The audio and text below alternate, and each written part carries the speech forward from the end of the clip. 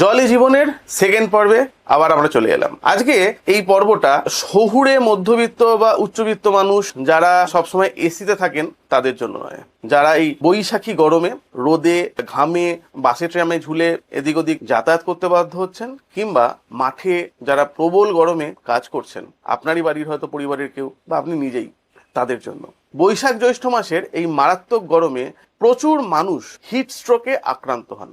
যত দিন যাচ্ছে গ্লোবাল ওয়ার্মিং হচ্ছে, গাছ কাটা চলছে, এসি বাড়ছে, তার ফলে সেটা হচ্ছে পৃথিবীতে আমাদের চারপাশের মধ্যে আস্তে আস্তে যেন একটা ভয়ানক ব্লাস্ট ফার্নেসের মধ্যে ঢুকে যাচ্ছি আমরা। এর ফল হচ্ছে আমরা দরদর করে ঘামছি, এমনকি কখনো কখনো ঘামটা আমরা বুঝতেও পারছি না, জাস্ট বাষ্প হয়ে উঠে যাচ্ছে।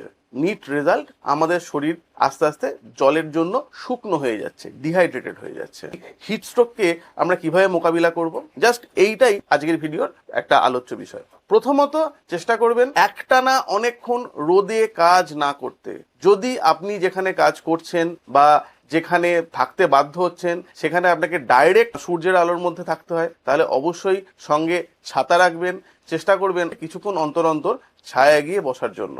হাতের কাছে অবশ্যই জল রাখবেন, এবং সব থেকে ভালো হয় যদি জলটার মধ্যে ওআরএস গোলা থাকে। যদি ওআরএস কিনতে ভুলে গিয়ে থেকে থাকেন তাহলে সামান্য নুন, একটু পাতিলেবু আর অল্প পরিমাণ স্বাদ মতো চিনি, এইটা মিশিয়েও আপনি একটা ঘরে তৈরি ওআরএস বানাতে পারেন।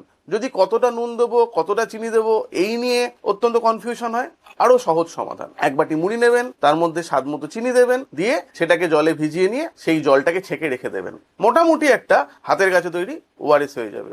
এর সঙ্গে এই গরমে যে সমস্ত সরস ফল পাওয়া যায়, যেমন তরমুজ, পেঁপে, এই জাতীয় ফলগুলো বা শশা, এগুলো অবশ্যই বেশি পরিমাণে খাবার মধ্যে রাখুন। বলা যায় না, হয়তো এই ছোট্ট একটা পরামর্শই আপনার কোনো পরিচিতর জীবন বাঁচাতে পারে। তাহলে এই রিলটাকে অবশ্যই এক্ষুনি শেয়ার করে দিন, আর আমাদের এই ইম্পর্টেন্ট ইনফরমেশনগুলো পাওয়ার জন্য চ্যানেলটাকে সাবস্ক্রাইব করতে ভুলবেন না। ধন্যবাদ।